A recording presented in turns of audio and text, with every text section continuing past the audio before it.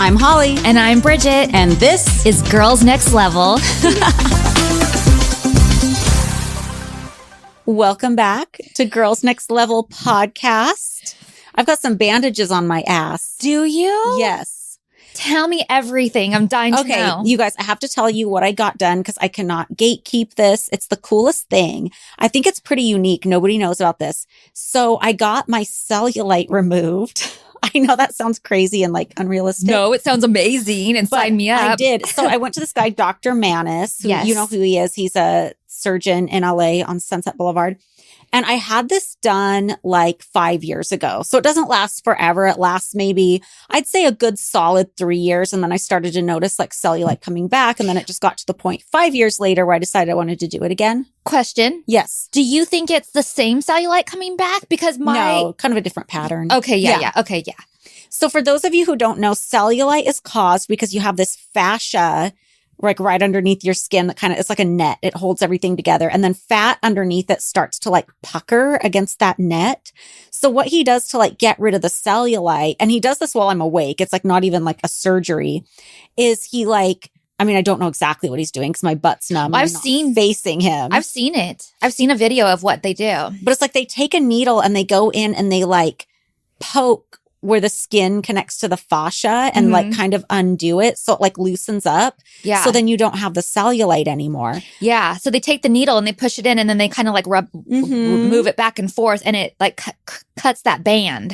Yeah. And I forget what it's called. I'm going to vlog about it for my YouTube because I just feel like people should know about this. Like I always like being transparent about stuff. And I just feel like nobody knows about this procedure. And I asked Dr. Manis today, I'm like, did you invent this? Because I feel like nobody knows about it. He goes, yeah, I did. He said he did it on Doc 90210, that show that used to be on E a long maybe time that's why ago. I've seen a video of it. Yeah. He said he did it on Doc 90210, but it was just something he just kind of figured out. He says a lot of his patients come in and they're not even asking for specific things that exist. They'll be like, how can you fix this? I don't know how to fix this. Yeah. But it's a really cool procedure. You're like awake the whole time. How much did it hurt? The only thing that hurt is they inject you with a little bit of painkiller. So that needle you can feel, but the rest of it, you can't even feel anything. Is it just one injection or do they have to do painkiller every time they do a poke? I mean, maybe like 2 injections per butt cheek. Okay. But it was super easy. It took 45 minutes total. This is the second time I've had it done. I think it's a really cool thing. And you guys, cellulite is totally normal. Every woman, almost like 99.999% has it. So don't feel like you have to do anything about it or anything like that. It's just, I think for me, because I like to take a lot of photos and well, it's a personal choice. Yeah. There's nothing wrong with it. Damaged by trying to live up to a weird beauty standard. But I do believe in being transparent and I don't want to gatekeep. So Speaking of, what is Megan Fox gatekeeping? I know, right? She was on Call Her Daddy talking about the surgery she's had, what she hasn't had. And then she says, oh, and then there's this other really great thing I'm gatekeeping. I'm not telling anybody about it. She's got to know that's going to make everybody speculate like 1,000 times more than they would have. Yeah, maybe she's just a viral genius and just put it out there so it would go viral. Maybe. Everybody I see on TikTok who's speculating thinks it's a labiaplasty, but I feel like that's not a new thing. Yeah. I feel like labiaplasty isn't like a big secret thing that nobody knows about. No. And you wouldn't even, like, I don't even know why you would tell somebody if you had that done because it's such a private thing. And it's not like anyone's going to be like, wait, did you do something? I think that's why people think that that's the one she's gatekeeping. But it also doesn't make sense because she made it sound like it's this really cool thing that nobody knows about. Yeah, that wouldn't be that. Yeah. I think it's a face thing. Me too. And I'm thinking I'd probably want it. So spill the beans. Yeah. I feel like it's curious. something that's like face tightening. Probably because she was going in on how she's never had threads and never had a facelift, but she's not opposed to it. And she's had 3 kids and her face is tight. Yeah. So I'm curious. Maybe it's like some new laser that like really tightens up the skin or something. Yeah. Megan, reconsider. Let us know. Or like hit us up and just tell us. Yeah, we just need to know.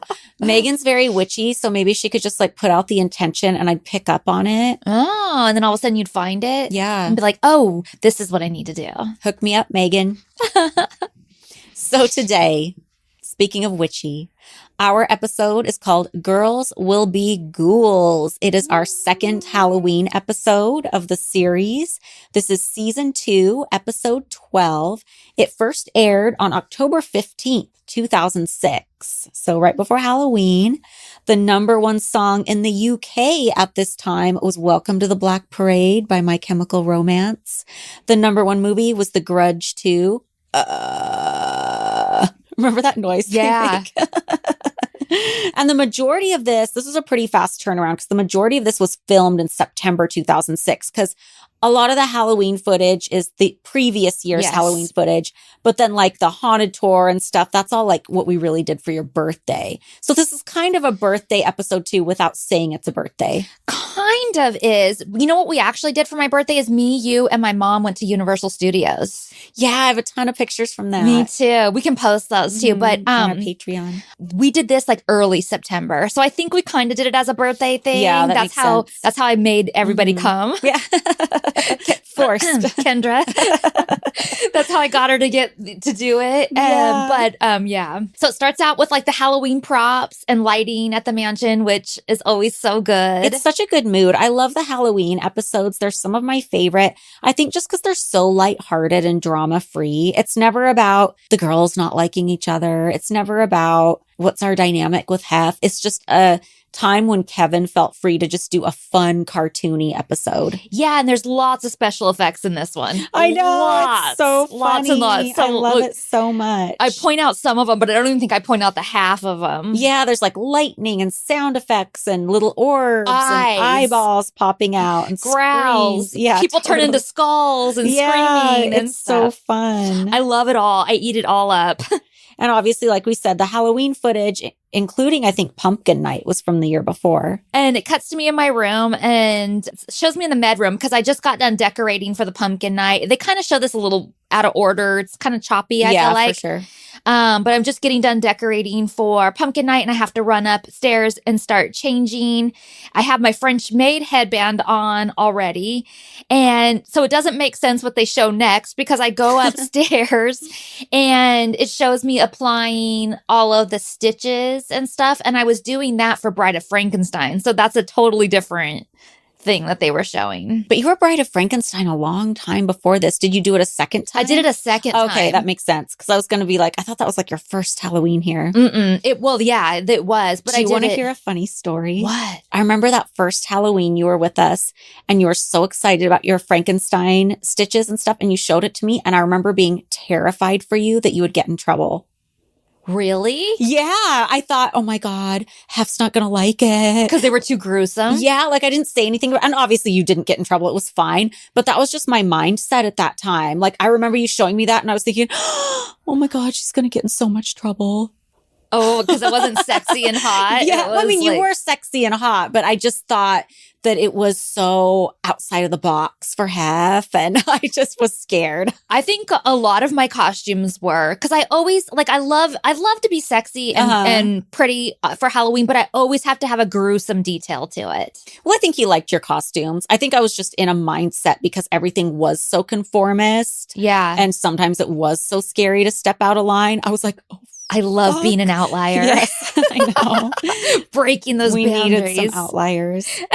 And I say it's a holiday where you can go all out and you can be as themed as you want to be and you can be whoever you want to be because you can dress up in costumes and blah, blah, blah. And I still believe that today. Like, I feel like Halloween, one of the things that makes Halloween so amazing is you can do whatever you want and nobody's going to be like, whoa. Mm-hmm. And rarely will people even be like, well, that's too far. I mean, there are a few things, but like usually like it's sky's the limit. Totally. And I just loved having that kind of creative freedom and the opportunity to do that and knowing that no one's going to judge me that day because it's Halloween. Mm-hmm. Or I'm at a Halloween party. It shows Winnie in her Zero costume. Cute. Which I love. And my room this year is decorated so good. Was that the year you had the wallpaper and yes, stuff? Yeah. Yes. And I'm bummed because, like I said, they are showing this all out of order and choppy. And so in the beginning, my room is totally decorated, all done. But it's actually later in the season because you're going to see when Elvira comes up, which is coming up in this episode, it's all pink. You're right. I didn't even think about that. It really jumps back and forth. And not only that, but my bed too. It's right when I'll get to it, but it's right when I got my round bed. So my round bed is in there, but there's no custom. I don't have any kind of bedding for it yet because it's a round bed. So I had to have it made. And yeah, everything's just sort of a mess and in transition at this point. Isn't it funny how round beds are supposed to be sexy? And I know that's because of Hef, because he was like the first one to like do a round bed in like a high profile way. But I was looking through, I saw on Instagram, somebody was mourning the loss of one of those Poconos hotels. One of the last standing ones just got sold. So they're scared it's going to be like tore down. So they were posting all the pictures, and it has like the champagne hot tub and the heart-shaped tub and stuff like that. And it also has a round bed. And I was just thinking how funny, because there's nothing inherently sexy about just like a round bed by itself. If anything, I think you're more likely to slip off. You don't even got a corner to grab onto. But it's thought of as like sexy because Hef had one. And I wonder why he decided to have one. Like, was it just like a fun mid-century design element? And then he added all the bells and whistles, like, oh, it rotates and it does this and it vibrates, apparently. But it's just funny to me because it's like a round bed is thought of as like this sexy thing. But there's really, like, when you just break it down, there's nothing sexy because a bed is round. I'm going to throw out a theory. And I think you're right. I think it's just because Hef had one that it became like a sexy bed. But I will say that because it's round, you can't, like, you would have to sleep closer to somebody. So like my sister spent the night, like we had way more room in my queen size bed where you can like both be on an edge. Okay. Then if you're in a round bed, it forces you to be like closer in, especially the taller the person is, the further towards the middle they have to be. So two small girls can be, we never touched, you know, but if you were a couple, it kind of forces you into the middle together. Interesting. A little more so than usual, especially if you're taller. Yeah. So don't go slipping around. Could possibly be. Yeah. And then you put those satin sheets on there and you're slipping all over the place. I remember my pillows were always slipping off the bed. Oh, yeah. I have satin sheets now, too. And that's always, everything's falling off. Nick hates them. He's like, no on the satin sheets. No. Which is fine. And I still have my round bed, by the way. Fun. I don't know I don't remember if there's an episode that like kind of talks about my room transitioning and getting the round bed or not. That's interesting because it's brand new in this scene, I can tell. And it's like that through the series, like even in later seasons, like in one scene, you'll have hardwood floors. And then in another scene, it goes back to carpet. It's just like all over the place. Yeah. One scene, I have like a canopy bed. And the next scene, I have the round bed. Today's show is sponsored by Care Of. I'm super excited because I got my Care Of vitamins this week. And I love it because it's the little things, you know, like first I went on and did a quiz and they told me exactly what supplements they thought I would need or maybe what I wanted. And then they come in these cute little bags that are like zipped off and they have my name on it and they're all stacked in a little box. So it's easy just to pull out what you need for the day and take them with you on the go. And I just love that. I love that they're personalized and customized like that. Care Of is a health and wellness company that ships high-quality, personalized vitamins, supplements, and powders conveniently to your door every month.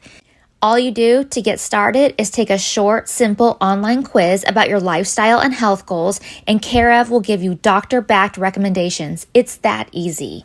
Care Of makes taking your vitamins on the go so convenient with individual daily packs that are perfect for a busy routine. Just throw a few in your purse, gym bag, or suitcase, and you're all set. Care Of's daily vitamin packs are made with plant-based compostable film to help limit the impact on the environment without compromising on the quality and safety of their products. For 50% off your first Care Of subscription order, go to takecareof.com and enter code NEXTLEVEL50. That's 50% off your first Care Of subscription order at takecareof.com and enter code NEXTLEVEL50.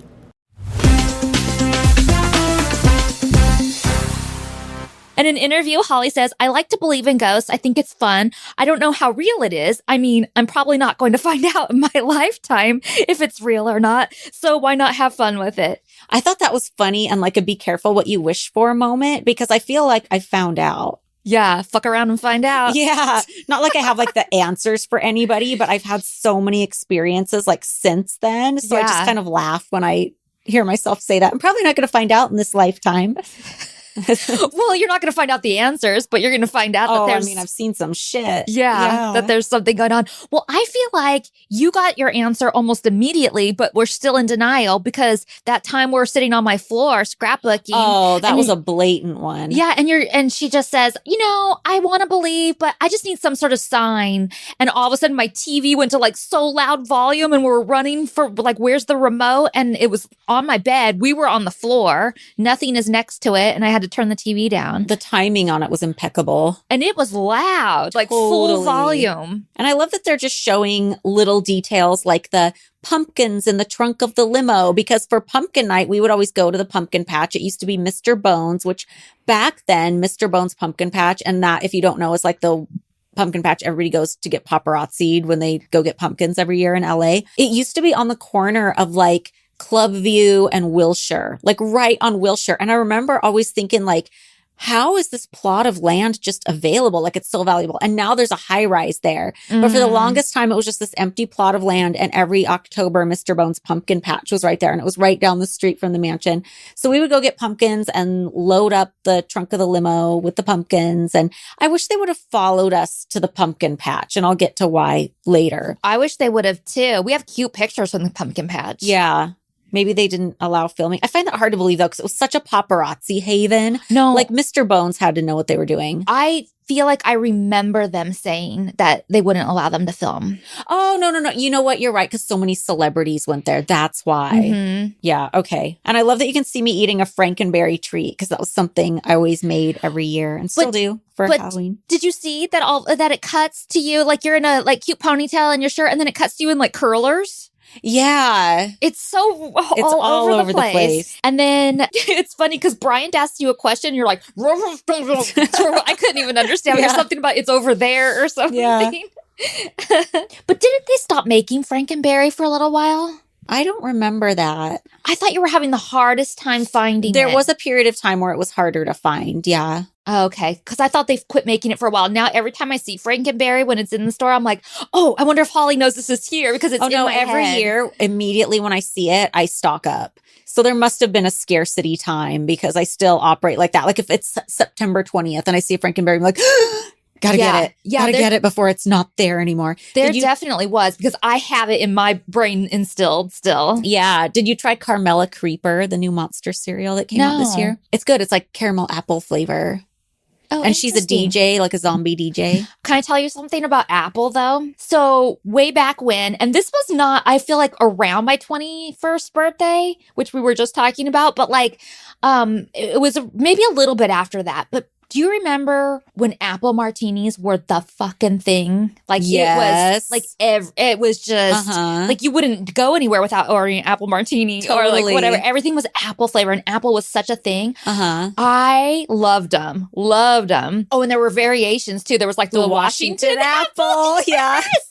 Like if you were sophisticated, you get the Washington apple. Exactly. And there was even the caramel apple and everything like had like goo on the bottom, caramel goo. But I burnt myself out on apple flavoring so bad that now like if I get like a candy and it has like an apple one in there, like I don't even know what it would be right now, like a chewy sweet tart or something like that. I have to like throw the apple ones out. Oh, yeah. Yeah, so you probably wouldn't like Carmela Creeper. I would have back in the day before I like totally like killed myself on apple stuff. And they also sell a box that's like a mix of all the monster cereals. Oh, that's interesting. Yeah. I made treats out of those this last year. And then in interview, I say little things have happened, random things. Like I was taking some pictures throughout the mansion and I caught orbs, paranormal balls of energy. It's really creepy. And everyone I showed it to was like, whoa. But the thing is with this, because orbs are very, very controversial. So I want to talk about this for a second. Orbs in pictures are usually dust or a bug or like a lens flare or something like that. And I was not referring to those orbs. They show a whole bunch of those in these pictures that they show. The one that I'm referring to is I was taking pictures for my Clue birthday party, and I took a picture of the Great Hall, and above the chandelier is a giant. It looks like the moon is in the house. It's huge. And they do show it, but they show it so up close that you can't tell the size or like really where it is or anything like that.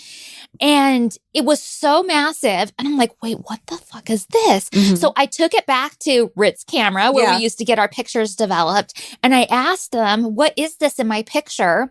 And they went through the negatives. I'm like, what are those things called again? They went through the negatives and they looked at it with a loop and they said they have no idea what that could be. And I've asked other paranormal investigators since who like analyze that kind of stuff, what their thoughts are, and nobody can get back to me on an answer. Nobody. Weird. So I'm not saying it's paranormal. I think it's very weird though. And Yeah. I wish that somebody would give me some sort of answer. And you guys, I know all the big players in this field. Nobody can give me an answer. That's so crazy. I don't know if they just don't want to burst my bubble. That's not paranormal. No, people are waiting to burst people's bubbles. That's what around every I corner. think too. So why, like, it's very interesting that nobody knows. Yeah. I do Okay. love that they showcase your orb photos, though. I think that's fun. Yeah. I love that they're documenting because they talk about you getting your paranormal investigator certificate. And I love that in the process of that, they're also documenting the original Mrs. Let's story, which we talked about last season. And we'll get to it later, but they document my ghost story in the basement. Like, I'm just so glad that all of that got documented back in the day. Me too. So it doesn't just sound like shit we're pulling out of our asses these days. Yeah. And I know that tape because I'm filming too. Mhm. Like I know I have that tape somewhere. Yeah. I don't know where it is, but I feel like it would be so fun to watch. Yeah. So it shows you coming in to the master bedroom or primary bedroom. Sorry. Still trying to switch that up. So it shows you coming into my bedroom and you're talking about getting your paranormal investigator certificate online and you're doing a whole project on the Mrs. Let's story, which we talked about last season. And then part of your project is to document my story about the lady in the gym, right? Yeah. So we're going down to the gym, you're filming it, I'm telling the story. And I love that they even capture like the secret passage. They show the entrance to that. They Me show too. the closet that pops open. Like they're showing all this stuff. And when it cuts to my confessional, when I'm talking about this, they have like my Jackie Ho costume wig in the background. I did not know what it was at first. And I'm like, what is that creepy ass thing? Because they have like the sunglasses on, it's on like a mannequin head or foam head or whatever. Yeah. It has the hat and the wig and the glasses, but it looks so, my first thought was DB Cooper style back there. Oh my God. That's so funny. But it looks creepy. I think they have it lit weird too, so you can't tell what it is really. They do. And I love that they went out of their way to change the set of my confessional a little bit for the Halloween episode. Because usually when you're doing a confessional, you're talking about like 5 different episodes in one confessional. So I love it that they went out of their way for the Halloween. And then we're looking in the closet and I find this video certificate with Pamela Anderson. I'm like, oh, this is good for the Pam Anderson room, which was one of the rooms I decorated in the guest house because they all had a theme. In commentary, you say that you would love, because we're talking about making this documentary of the house being haunted, and you say you would love to do a documentary on GlamourCon. And I was like, even today, I'm like, that's brilliant. Like, you should do that. Does GlamourCon exist anymore? No, but I think that's even more fascinating. Like, I'll help you. Let's like talk to the original players, all the people that did it. Like, let's like talk to, because it would be fascinating. I think the real loss, though, is it's not still going on, so you can't really capture the people that are going now. Because I thought GlamourCon was so fascinating. It should be a documentary. But then at the time, I was like, but you can't really do it without kind of making fun of everyone involved, I feel like. No, I don't think that's true because I think that just, Really? yeah, because you're just telling the story. That's what a good documentary will do. You're just neutral in telling the story. You let them speak for themselves and you let the audience make their decision. It'll speak for itself. Yeah. Because GlamourCon was interesting. Yeah, like you don't have to put the spin on it like, what the fuck? Yeah. They'll do it themselves. Yeah. If somebody could have magically gone and made a GlamourCon documentary, that would have been really fascinating. I don't think it's too late. And I bet people have all kinds of video footage of it. Yeah, I bet you're right. Well, somebody out there, it's not my project, but I think I'd watch it if somebody made it. I want to do it. Do it. Do it by all means.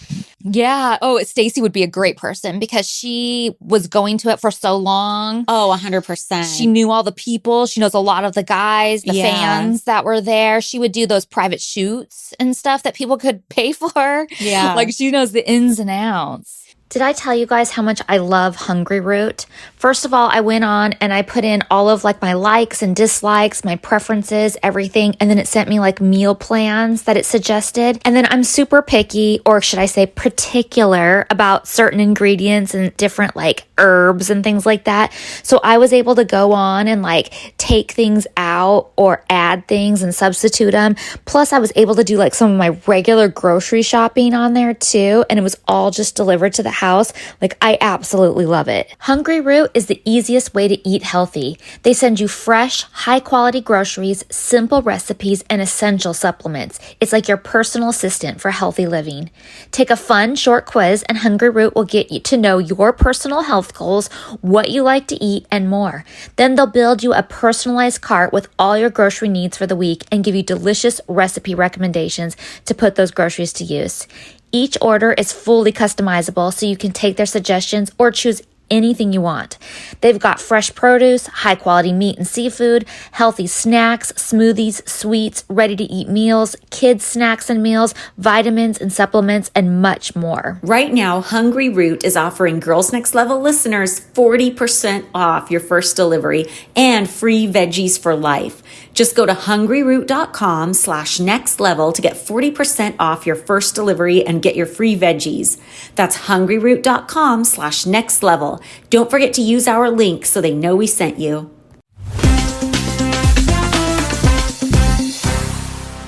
I have a question for you too. When we're heading down the spiral stairs, I say, yeah, I just want you to recreate this and stuff. You said, well, what if I don't want to recreate it? Was there hesitancy for you, or were you just like being silly? I don't remember, but my instinct is if I hesitated about anything paranormal, it's because I felt like Hef didn't like me being into it. Oh.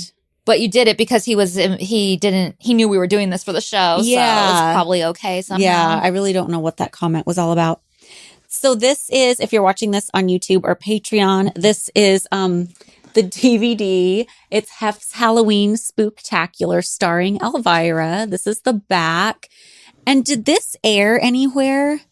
Like, this wasn't one of the A&E specials that Kevin did for Playboy, was it? I have no idea. I think it was just straight to DVD because Playboy was in the DVD business. Mm-hmm. And there's not even a description on the back of it. There's just random pictures from the Halloween party. And well, it must speak for itself. yeah, it speaks for itself. Playboy presents Hef's Halloween Spooktacular, hosted by Elvira, Mistress of the Dark. I really should have watched this ahead of time so I could talk about it before. We can do a special on it around Halloween time. Yeah, we should do that. Like on our Patreon, we'll watch it and react. But what I remember about it was they were documenting all the setup for the Halloween party, kind of like a behind the scenes, what goes into this.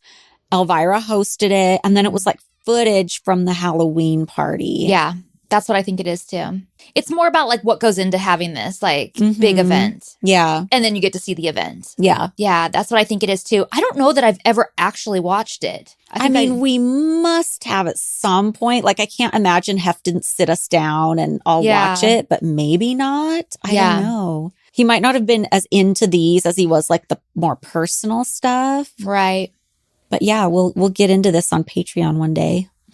I like how in interview you say that this whole ghost story may have just been because you were working out and you hardly do that. So your brain just might have been like, what did you say? You might have had a brain attack or something, and it shows your head popping open and your brain like. I know, they do this funny graphic. I love it. And then I'm curious, you're wearing a braid across your head. Is that a fake braid? Yeah, I wore it a lot around this time period. I wore it to Midsummer Night's Dream because I was just going through like scrapbook photos, and I wore it like a handful of times. It's just like one of the a headband that looked like hair. Yeah. And another thing I wanted to comment on that whole scene is I love how we do it in the dark. Like we're really doing like a ghost hunting show type of totally. thing. Like there was no reason we needed to do it in the dark, but like funny. Here we are in our night vision. Didn't you find something else in that closet too and they cut it out? Probably a picture of Kimberly. I would think. Oh, yeah. Because I have it here. In commentary, you say they took out the funniest part of that whole scene because you open up that closet and you pull out a picture of Hef and his ex-wife and they put it and you screamed or something like that. Yeah. And I don't remember one of them together, but there was a giant like life-size poster of Kimberly in there. That's funny. Okay, so the next scene, gates are opening, town car is driving up the driveway. They open it up and it's Elvira, Mistress of the Dark. And I don't know if you guys have noticed, but this is not an Elvira costume or anything, but I thought it was a very Elvira dress. It's like an Elvira bound. Yeah. Oh yeah, I'm Elvira bounding. Yeah. It's got the big old slit, the cleavage, the most important part. Yes. I don't have a dagger or belt or any of that kind of stuff, but maybe I'll be here for Halloween this year. Yeah. I had never met her before, but obviously, like, as much as I love Halloween and horror movies and all that stuff, I definitely knew who she was and I definitely was excited to meet her. So this was like kind of a big deal for me. Mm-hmm. And she comes in and she's kind of like in the Great Hall, can't find anybody. It's quiet. During the day, it always is pretty quiet around the mansion. Yeah, for sure. Like I think people are surprised that aren't there all the time, you know, like that they think it's just crazy all the time, but it's quiet like that a lot. Mm-hmm. And then she kind of goes around the corner and finds Kendra in the dining room. They say hi and, you know, kind of have like weird, awkward talk at the dining room table. And Kendra has no idea who she is. Do you think this scene was kind of set up? Because I feel like the way Kendra goes and introduces herself says to me set up. Me too. Because I feel like if somebody in a costume like that walked in and she was just downstairs eating, she'd just sit down there eating. And she might like say hi and stuff. I don't think she'd get up and like introduce herself in a professional manner. That's what I think too. Yeah. I totally think this was set up. That's kind of what the giveaway is. Yeah, I think that Kevin was trying to create like a contrast. Like, here's Bridget is just like dying to meet this person, and this is like her horror icon. And then there's Kendra who like is like, who the fuck are you and why are you dressed like that? Yeah. That's what I think he's trying to show. I like when she mentions too short, and then Elvira goes, "It's hard out there for a pimp." Yeah. And Kendra goes, "You're right." Yeah. That's what they connected on. And then Elvira walks into, I think, the living room where Hef is. Can I say one more thing? Yeah. But in here, that so in interview, Kendra says that she thinks that Elvira's hot and that her boobs hanging out and stuff like that. And she said that after that aired, that Kendra was getting all kinds of messages saying that she was a lesbian. I remember that. And I remember Perez Hilton used to call her a lesbian. I just think it's interesting that maybe it's just back then. I don't know how it is now, but maybe that when you can admire the female body, even though you're a female and you think something's beautiful, like she has great boobs or whatever, that's suddenly you're gay instead of just like appreciating the female body of someone else. I don't know. I feel like that's it's interesting, I think. Yeah. Whether it was that time frame, if it's still true now. I don't know. Yeah, I don't know either. And then so Elvira walks into the living room and sees Hef. Hef greets her and stuff. I love how she does the wiggle over. She goes, and they play that little noise. Yeah. I love it. And then I forget what she says leaning up to this, or she says something like, you can always get new girls, or he says that. Oh, I have it here. So she's telling him that he has such great taste. She's talking about the house and the way he's dressed. We're like the Addams family here, and that she fits right in, and that, you know, she wants to get pictures later for her Christmas card. I wish I would ask her. I need to ask her if she ever used it as her Christmas card. Oh, yeah. And he says, that's a good idea. I'm going to use it as mine too, the picture as his Christmas card. And he said, the girls might be a little upset, but hey. And she says, well, you can always get new girls, right? Our biggest fear. But doesn't he say something after it? Like, and he absolutely, but he says, that's right. Easy come, easy go. I don't like his attitude there. I really don't. And I think they're 100% just joking around. She for sure is. Like, she's fully like playing a part and being funny. But his tone, I felt like, was rude and not totally joking around. And I was like, ew, fuck you. I know. I felt like I even felt that way at the time too. Now I look at it and go, he's joking, she's joking, like whatever. But like, I do feel it. And it's because it's such a triggering thing for us because and I don't think we had any worry at this time. Like, I think we were solid, all of us. And I don't think that he was wanting anybody in and everything was good. But just hearing him say that and being so flip about it is like hurtful. Then it shows us peeking over the railing. Yeah, fans peeking down. Yeah, because I was so excited, but at the same time, like, I'm sort of shy when it comes to stuff like that. Like, I don't like approaching people, even though she's in our house, you know, I still feel like very nervous. And I definitely didn't want to interrupt like what they needed to do. Yeah. Well, also, we never knew when we were welcome with stuff like that. Like if Hef was filming something, obviously sometimes we would be invited or, you know, supposed to join him for certain things, but we didn't always know if we were welcome to stuff like that. Like it wasn't really casual, like, oh, this is my boyfriend filming. Of course, I'm going to pop down and say hi. Like we still had that feeling even then of like, oh, if we go interrupt, we might get in trouble or yelled at or something. Yeah. And I think it's so funny. She's like looking up at us and she goes, I'll never be as beautiful as her. We might as well just jump. Yeah. And Hef says, we're talking about moving her in as a new girlfriend. What do you think? And I'm like, she can share my room. Then that cuts to me in confessional rolling my eyes and they put like green eyes. And they put like a snorting noise. It's like, I know. It's so funny. It's so scary. Oh, and you say in commentary that the fans were taking this scene totally serious and then saying that he shouldn't make Elvira a new girlfriend. Oh my and gosh. that people wrote to you saying that she was mean. Oh, no, wait. I say people wrote to me saying that she was mean to me.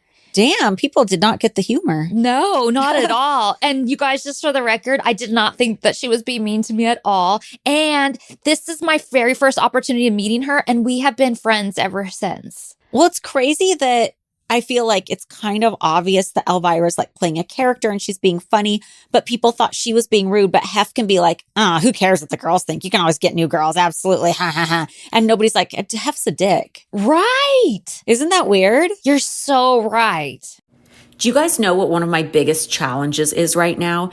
Keeping everything straight, just like mom life and work life and keeping track of like everybody's schedule. What days do I have the kids? What days don't I have the kids? What do they have going on? All the stuff. It can get pretty crazy sometimes, but not so much anymore with the Skylight calendar. It's the perfect gift for busy moms who love organization. That's me. The Skylight calendar is a smart touchscreen calendar and organizer for all your chores, groceries, to-do lists, and a great way to manage appointments to make sure they never overlap and they're never missed. It helps keep busy households on track and everyone on the same page so families can get time back for the moments that matter. No more constant reminders, no more cluttered paper calendars, no more worrying what someone has forgotten something. Skylight Calendar is available in 2 sizes, a 10-inch or a 15-inch. The 15-inch size is wall mountable. It shows all family events together in one spot with events color-coded so you can easily see what everyone has going on each week. The chore chart feature helps establish positive habits and routines while allowing the family to easily manage household tasks. Kids love checking off chores and watching their progress bar update. 100% satisfaction guarantee. If you don't love the Skylight calendar, you'll receive a full refund. We offer a 120-day money-back guarantee and free returns. As a special limited time offer for our listeners, get 15% off your purchase of a Skylight calendar when you go to skylightcal.com/level. That's SKYLIGHTCAL.com/level. Mother's Day is coming right up, so order today to get 15% off your purchase at skylightcal.com/level.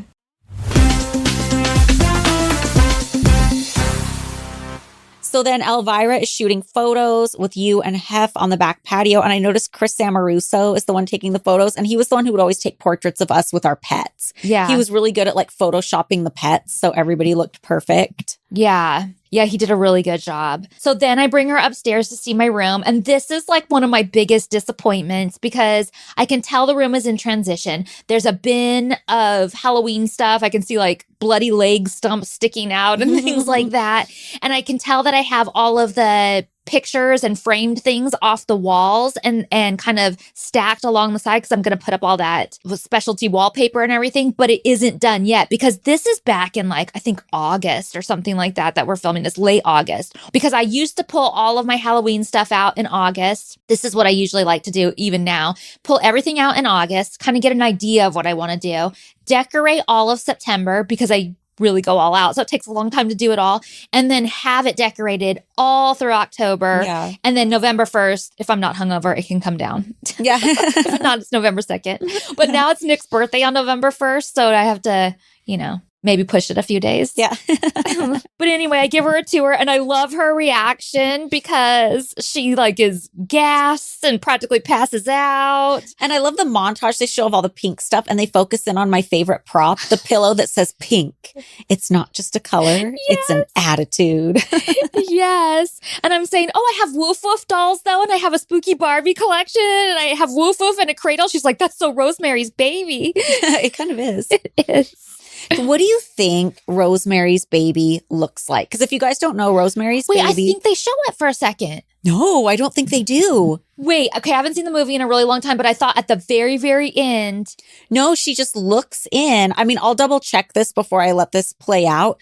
But the way I remember Rosemary's Baby is she looks in the bassinet at the very end and you don't see the baby. You just see her reaction. She goes, oh my God, it's eyes. Oh, that gave me a chill. So what do you think Rosemary's Baby looks like? Well, because I thought I saw it. So I have a vision in my head. What does it look like? It's like okay, how do I even describe it? It's like a little demon thing. I'm trying to make the details come through. I feel like I have a blurry image sort of, but and it's if I remember right, it's so quick. You just it's like a flash that they show it. But it was just very demon-like. It's like a baby form, but it doesn't look like a baby. It's I picture it a baby thing with goat's eyes. Have you ever seen what a goat's eye looks like? Yeah. It has those weird up and down pupils. Oh, my vision is not so clear that I can do that, but I feel like it had horns and it had it was discolored. Want to know a funny off story on the Rosemary's Baby thing? Yes. So Nick's mom is best friends with Mia Farrow. I love who played Mia Rosemary's Farrow so Baby. much. I think Mia Farrow is the strongest person. Just all the shit she's been through. Oh, yeah. Oh my God. In the scene, I'm trying to get pointers from Elvira, for my Halloween costume. And in interview, I say it was so cool that Elvira was here. I mean, who can say that they've had Elvira in their bedroom? And then it's kind of quiet for a minute. I'm like, well, hopefully not too many people. Yeah. It's funny. And then I tell her I'm so glad I got a chance to meet her. And I'm so glad that she came up to the mansion. And she's like, so who do I have to talk to she's still doing her thing, who do I have to talk to live here? And then I get really serious with her and I say, oh, you have to go blonde. And then it shows her that's so funny. Rushing out of there, slamming the door. Bye. And then the next scene, they cut to a really cool Easter egg. Oh, yes. They cut to one of the tombstones in the front yard and it says Kevin Burns in Hell. Yes. Which was the tombstone for our executive producer, Kevin Burns. But the reason it's a fun Easter egg is back then, nobody knew who Kevin Burns was. His name is at the very end of the credits, but nobody knew. So it's anytime he was on the show, which was usually when he was in a huge costume and you can't see what he is. Oh, he makes a cameo in this. Yeah, for sure. We always thought it was fun because the audience didn't know who he was. So yeah. And then it shows pumpkin night happening. Mm-hmm. We get a rare Ashley sighting. I know. You know what I have to say? Not to be the downer of downers and just down on this scene, but I was watching this scene and I'm like, I hate this scene. It's so boring. And the reason why is because it's another one of those scenes. It's just so overdone, repeated. This is so throwback to season 1 where it's here's the girls all doing something fun and Kendra's going to walk down late to her hip hop music and do something that's a little off. And it's not I'm hating on it because it's just a Kendra thing because I have tropes that happen over and over in this show that I hate. I hate how I'm always trying to make the Playmate house happen. I need to give that up already. Yeah. But I just feel we should be past this already. It's season 2. Can't we do something a little more creative? I feel I've seen this scene a million times before. The obvious example I can think to compare it to was the Easter egg. Yeah. This is exactly like the Easter egg party, but in a different font. You know what's funny is you say that in commentary. Oh, I do. Which is interesting because I say in commentary, Holly says this is not her favorite sequence because it's redundant to Easter. And you actually say it was filmed 2 Halloweens ago. So that's correct then on the pumpkin carving thing. I couldn't watch with commentary this time when I was doing the research because I couldn't find like my DVD plug-in for my computer. So I had to do YouTube, but... Oh, Stitch Fix sends style so good you can feel it. They deliver all the confidence that comes from a truly amazing outfit without any of the work. It's so easy. I went on and took a little quiz about my style, and then they showed me a whole bunch of pictures of different outfit ensembles, and I gave it a thumbs up or a thumbs down whether I would wear any of those things or not. So it was actually kind of fun to do as well. Oh, I loved my Stitch Fix stuff. I got all these amazing black basics, and then they sent me this blazer that's kind of like plaid, and it's very on brand for me. It's very Capricorn. I loved it so much. My stylist helps take my wardrobe to the next level. She knows what works for me, sometimes even better than I do myself. She helps me discover new things about my style. It's like my stylish best friend is shopping for me. I just give my stylist my size, style, and budget preferences. I order boxes when I want and how I want. No subscription required. And she sends 5 just for me pieces plus outfit recommendations and pro styling tips. I keep what I love and send back the rest. It's just so easy. And if you don't love something, just send it back. Shipping, returns, and exchanges are always free. Style that makes you feel as good as you look. Get started today at stitchfix.com/GNL. That's stitchfix.com/GNL. stitchfix.com/GNL.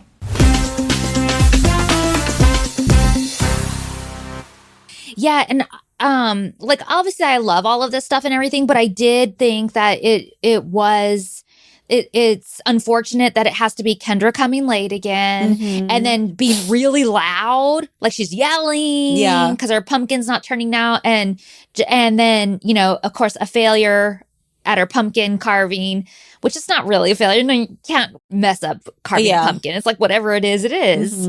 So yeah, I did feel all of those things too. But what I hated most about this scene were the sound effects. Oh yeah, they're a little gross. Like I love the special effects when they do it in the show. I love anything cartoony, but it's on par with like the bodily function noises. So we're scooping the innards out of the pumpkin and it's like, bleh, bleh, blah, blah. Like it makes me want to puke listening to it. It's just so like, gross. Like gooey and bleh. Yeah. Just disgusting. So one thing I wanted to talk about too is dial it back a little bit. So this is the first episode of like the second half of season 2. Yes. The episodes that they added on to the end. So the last thing we'd filmed before this was Kendra's 21st birthday in June. So we had like most of June, all of July, and almost all of August off before we started filming again. And the first thing we would film back is what's going to be the next episode, the anniversary episode. So what did we do that summer? Because I just found my scrapbook accordion files from this section. I'm bringing up my notes right now. So we finished like mid-June because we got back from our Europe trip like June 4th or something like that. And then we had the baby shower on like June 10th and then a few other little like things in there. So then we're done. Like, I think that was the last thing we filmed. And then, like June 17th, we have the Jazz Festival, which is always a big deal for all of us. And then on June 28th, we shot Mike's Hard Lemonade, which I thought was really fun to shoot. And we have pictures from that, and I'll post it on our Patreon. Yeah, I don't remember anything from that shoot, but what was that? Was it like an ad for E? Did it run on E? Did we get paid extra for it? Was it just something we were wrangled into doing? I don't think we got paid for it. Because a lot of this stuff, a lot of this brand deal stuff and ads, we didn't always get paid for. We were just kind of like expected to be team players and jump on board, which we were fine doing because obviously the show's a huge opportunity. Yeah. And we would get paid little things like for the Captain Morgan, we got paid kind of like a photo shoot fee for being in the photos, but it's not really on par with what you would think of as like a celebrity. And I put that in quotes because I don't think I'm like a big celebrity because I was on one season of Girls Next Door at this point. You know what I mean? But anybody who's on TV, you would think like their brand deals or endorsements, you get paid a decent amount of money. It was never on par with that. We were always just kind of wrangled in and like, oh, here's like a couple $1,000 for the shoot day. But like, did we even get paid for filming a Mike's Hard Lemonade ad? I don't think so. Yeah. I don't remember any paycheck with that. I could be wrong, but I don't think so. And like any extra commercials we did for E, that was always just like expected. Oh, we do tons of stuff for E. Remember E Online was always coming to film with us? Yeah, which sucked about E Online because that was the home of like the horrible mean message boards that they just allowed to thrive. I loved working with the people from E Online. Like I just thought they were so fun, and they did like really fun little skits with us. And I remember anytime E Online wanted to film something, I was like, yes, like we do game shows and stuff, and they would bring like buzzers and like set up like a fake game show looking thing. I have no memory of this for some reason. Oh, really? Yeah. And like I would win I remember winning a prize, and it was a framed picture of Hef, and I kept it in my room after that. That makes sense because there are some oddly framed photos of Hef in the backgrounds of your confessionals moving forward. And I remember thinking, that's weird. Yeah. Well, I shoot it with E Online this summer, because we do most of what we do. Like we have a busy schedule, but most of what we do that whole summer is promoting, because this is June and July, but on August 1st, season 1 DVD is coming out. And they have us promoting our asses off. And it's interesting because we're already almost done shooting season 2. And we still, like, this is going to be the first we're learning that our nudity is like on every DVD in Walmart. You know what I mean? Uncensored. So we're only just now learning this. We don't even know it yet. Not till we get to August 1st. Yeah. But July 1st through the 3rd, I leave and go do Celebrity Paranormal Project. How was that? Amazing. Do we want to get into it here, or like? Yeah, why not? Okay. It's on theme. Yeah. So I got called down to Mary's office one day, and she said that there was an offer that came in for me to do Celebrity Paranormal Project, but they almost didn't give it to me or tell me about it because it's for VH1, and E doesn't want me doing it, and Hef doesn't want me doing it. But so how did it get through? Did Mary come to your rescue? She didn't say she came to my rescue, but she just said that Hef decided that it was an opportunity he couldn't keep from me, knowing how much I love all of that stuff. Mm-hmm. And so he had gone to bat with E to let me do it. And it was literally leaving like that weekend though. Whoa. Yeah, because I have and I'll put these all on our Patreon, but it says leaving this Sunday. Like that's what the memo says, like leaving, and I don't know what day I was there, but so yeah, they flew me I was super excited about this. They flew me to Maine. I don't think I knew who the other contestants were, because when we got to the hotel in Bangor, Maine, they kept us all sequestered. But I remember they had we weren't allowed, but I could smell pot coming from one of the rooms. Oh, that's funny. So I was like, who is that? I know that's got to be somebody from the thing. And then the next day, they all take us to this like little tiny, there's a little dock. It's like not anything big. And we're all sitting there waiting. That's the first time we all meet each other. And they take us in a boat to this little island. And there's like a 400,000 square foot abandoned textile mill. Ooh, and spooky. They drop us off right at dusk. And we have to stay there until dawn. And there's no camera crew on it. We have to film ourselves, but there's cameras set up throughout the place that's filming. And we have a computer that tells us what we need to do. So my team was Mia St. John. She's a boxer and has done Playboy. And Andrew Firestone. He was one of the original Bachelors. Oh, yeah. Coolio, which was amazing. And David Carradine. And me. Fun. That's an eclectic group. Yeah. And it was such a fun experience. I'm so glad I did it.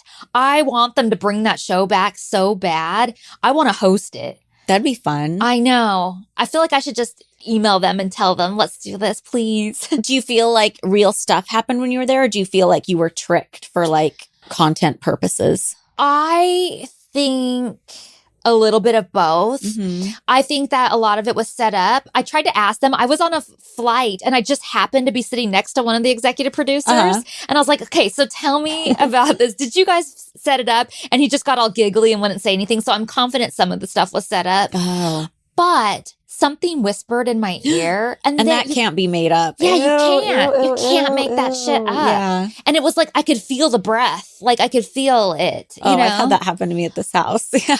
So like, yes, I think a lot of it was made up, but not all of it. And I actually am linking my episode on our Patreon. Ooh, that's fun. Yeah. Awesome. And I'm also I found like tons of artifacts that I have from it. Like they had this, my name on the door in their font and all that stuff. I thought all that stuff was so cool. Yeah. And just like the packet that they gave me when I arrived and like just all the little memorabilia stuff that I saved.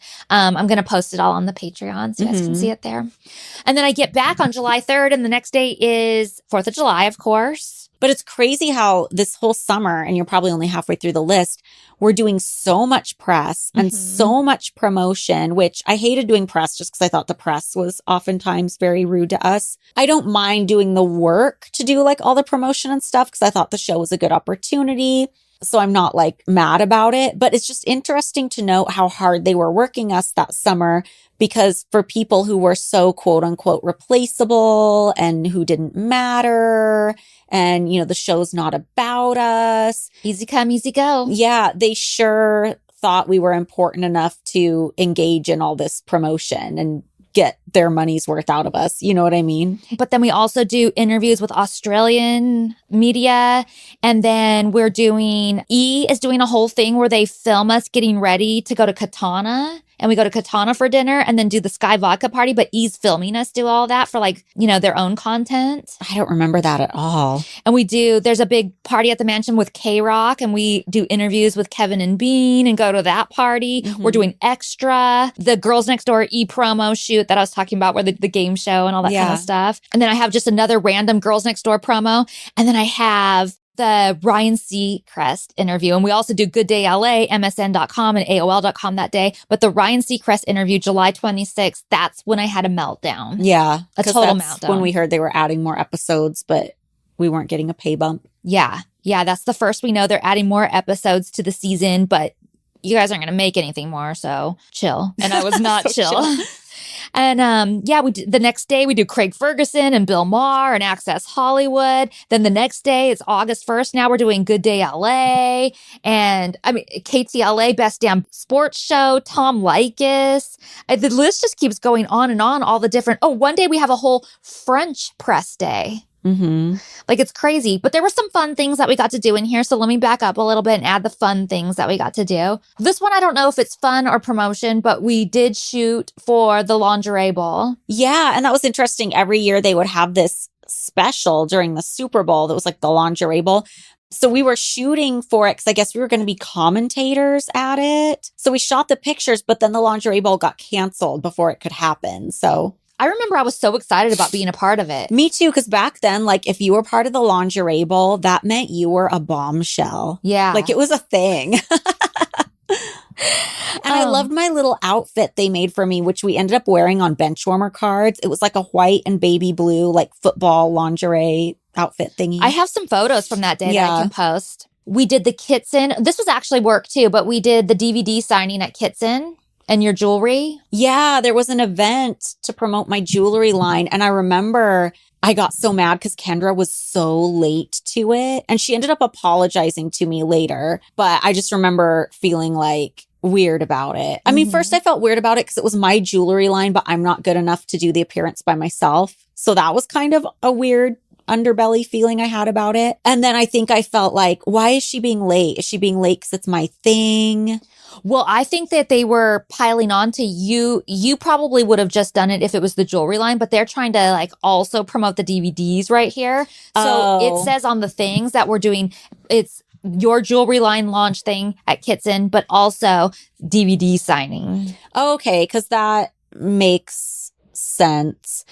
And this isn't something we're getting paid for at all. This is just like something we're expected to do. Oh, one of the other things I forgot to mention, and this was work, is we did the Big Tower Records event too. So we're doing all these signings. We're doing all these like press things. It's like every day. It is every day. Oh, but one thing, we do go to Paris Hilton's album debut. Oh, yeah. I remember she sent out invitations to it and it had a tiara in the bag. Cute. I love that. So yeah. Stars Are Blind. I know. You must have heard it that night. No, when I went, after we recorded that, I went and listened to it and I do recognize the song. So I do know which one it is, but it doesn't like pop out to me like that I know it off the top of my head. But now I know it. I know it. And I did know it. Yeah. So that was our busy summer. And that took us all the way to August 23rd. And literally the next day we're filming. Yeah. So they got their money's worth out of us. For sure. We were kept very busy. Do you remember like how you were feeling that summer? I mean, I know the Ryan Seacrest meltdown happened, so that must have been part of it. Well, honestly, I feel like for most of it, I was kind of on top of the world. We're doing all this press. Yeah. We have a hit show. I got to go do VH1 Celebrity Paranormal Project. And I just feel like, wow, we're getting opportunities. This is exciting. This is fun. But when they added those episodes on, like, and weren't going to offer to pay us, I started, and we're doing all this press. I don't know if I was just tired or what, but you guys, I can't describe how much of a meltdown I had because I really melted down there. And I just felt like we were really being taken advantage of. Yeah. And so it kind of went from like a high to that being a low. And then I just had to get over it because the bottom line was, we're not paying you anymore. So yeah, too fucking bad was the attitude. Yeah. I remember kind of being a little bit melancholy that summer because even though we'd done so much, like we just shot our second cover, like we were doing a hit TV show. Like when you look at it in context like that, I can see how, oh my God, I was making so much progress and doing so much for someone in my position. But at the time, I didn't feel that way. I felt very much like, oh my God, my life isn't going anywhere. I'm stuck here. Everyone else is moving on. I remember really feeling strongly that May when Kara was doing her Playmate of the Year. I felt like she's graduating and she's moving on and I'm just stuck here and nothing's changing. I felt like nothing was changing in Hef's in my relationship. I felt like I was missing my window to have kids. I felt like, I mean, and we didn't know that there were more seasons of the show coming. I didn't know I was going to go on to like work at the studio. I didn't know we had 2 more covers. Like we didn't know any of this. So I thought, oh, we got to do some cool things, but maybe I didn't feel like that was enough for all the years we'd been through, like all the 4 years of Mean Girl drama that led up to that. Yeah. I just remember feeling kind of melancholy and like, okay, cool. If we get the show renewed, cool. Well, I have a thought on why you might have felt that way. Why? Aside from, I mean, this doesn't help what was going on in your relationship or, your timeline for having kids or anything. But we know that Kendra's already doing all kinds of appearances, club appearances and things like that. So she's getting to leave and do all these like extra events.